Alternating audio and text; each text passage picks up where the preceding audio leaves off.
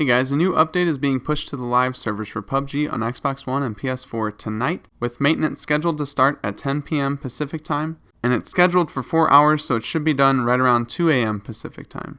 This new update features the things that we've been playing with on the PTS over the last week. If you haven't logged into the PTS or downloaded it for yourself to try these things out, I'll briefly go over everything that's included with this patch. I did make a video last week about what's all included in the PTS, so I'll have a card in the top right portion of the screen if you want to check out every single thing that's included with all the details. This video is going to be shorter just because I've already gone over this stuff a couple times now. First and foremost, the MP5K has been added to Vikendi and it replaces the Vector on that map. It's a 9mm SMG and it's really nice. I really enjoyed my time with it on the PTS. It reminds me a lot of the UMP. It takes a lot of attachments, it's very stable when it's fully equipped, and just overall a really nice weapon. They've given a bit of a buff to the M16, helping with the burst recoil, and also the M16 can now take canted sights and a tactical stock. The MK47 Mutant can also take a tactical stock, and they've made a couple changes to the Vector and the UMP. The Vector is now a 9mm weapon and it has 19 bullets by default and 33 with an extended mag. Previously it was a 45 ACP weapon and it was 13 and 25 for the magazines. The damage has decreased a bit, but the muzzle velocity has been increased. The UMP9 is now the UMP45 and it takes 45 ACP ammo instead of 9mm. And now by default the magazine will be maxed at 25 with an extended magazine at 35. Previously it was 30 and 40. And they've also decreased the muzzle velocity. I didn't get a lot of time with the UMP45 for whatever reason. I didn't get my hands on it too often. It didn't seem too different to me, but I have heard some complaints that the UMP45 is not as good as the UMP9, but I need some more time with it to make a judgment for myself. I could just tell you what other people think and that would be fine, but I like to make my own opinions on these things because I like some weapons that other people don't like, and it just might be that you feel comfortable with a certain weapon that other people don't. So I want to get my hands on the UMP45 once it hits the live servers and test it out and play with it some more just to see how things go.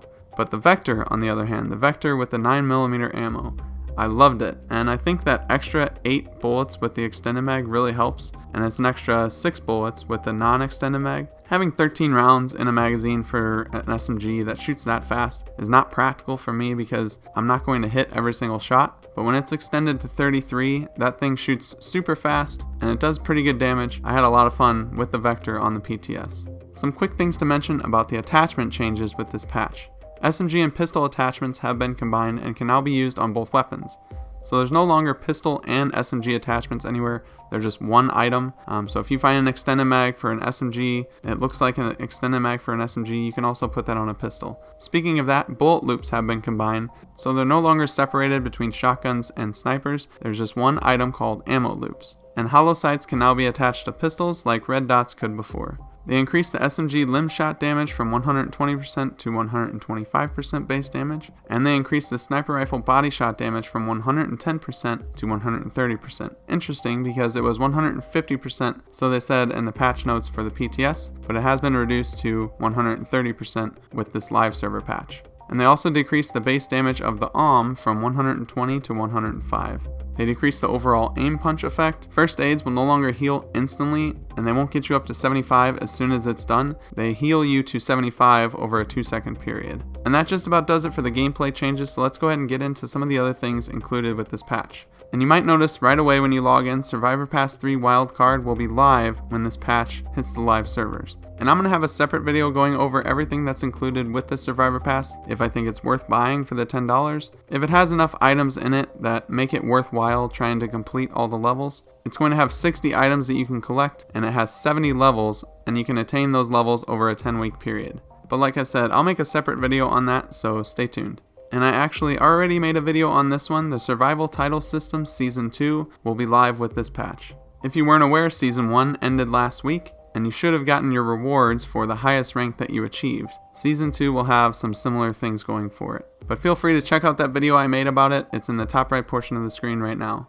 There were some Erangel loot changes added to the PTS, which is now being transferred over to the live servers with this patch. They increased the spawn rate of ARs by 12%, DMRs by 16%, and SMGs by 14%. Sniper rifles and handguns received a slight spawn rate increase as well. They mentioned in their dev letter recently that they're looking to increase the loot even more, kind of like what the PC had. They had this first run of increased loot, and then they got a second run that was much higher, and it made it more on the level of Vikendi and Sanhok, the loot that you would get there. But that's not going to come for another month or so I'm pretty excited to see that happen because I didn't really notice too much of a difference when I was playing on Erangel on the PTS.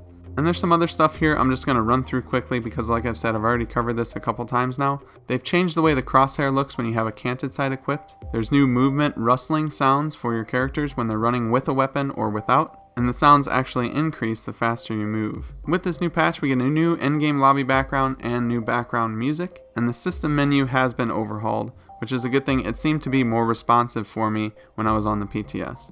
But probably the biggest thing that's with this patch, the biggest improvement that I've seen on the PTS, and like I said, the PTS was pretty good. I didn't have any problems with it. I felt it ran really smooth and I enjoyed all the new weapon changes that they made. But the biggest thing for me, because I was playing the PTS on an internal install of the game, I wasn't playing it on an SSD, and they really increased the level streaming and building loading with this patch. They actually increased this by 30 to 40%. It's going to load things much faster around you, which means when you're parachuting down to the ground, buildings will appear much sooner. I did a comparison video comparing some internal install gameplay from a previous patch that we had on the live servers, and I compared it to the PTS version of the internal install, and the differences were massive. In fact, the internal install on the PTS actually outperformed the SSD install on the live servers today.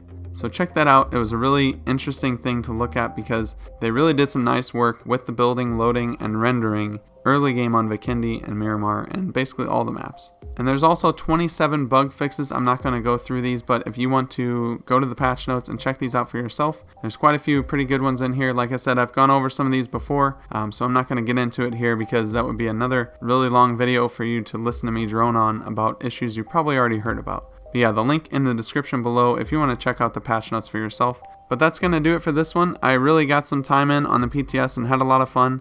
Like I said, I enjoyed the Vector quite a bit. I definitely like the MP5K on Vikendi. I just wish that you could actually use that on any of the maps that you wanted. But the performance and the rendering is what really makes this patch special, and I can't wait for it to go to the live servers so that everyone can enjoy it. And it's going to be even better than if you're playing the live servers right now with an SSD install of the game. Now, don't get me wrong, there's still some issues. You can still warp into rocks at certain points if you're going super fast. I've heard people say that. I haven't had that happen, but there are still some issues, I'm sure, with the PTS version of the game, the one that we're getting on the live servers later tonight. But it is a giant step in the right direction, so hopefully these good patches just keep going and they keep getting better and better as we move forward. But let me know what you guys think in the comment section below. Were you able to play the PTS? What did you think? Did you enjoy the gameplay? I can't wait for it to get to the live servers and try everything out and dive into the Wildcard Season Pass 3 to see if I want to purchase it. But that's going to do it for this one. I hope you guys enjoyed. If you found it useful, definitely like the video and subscribe to stay up to date on everything that I publish.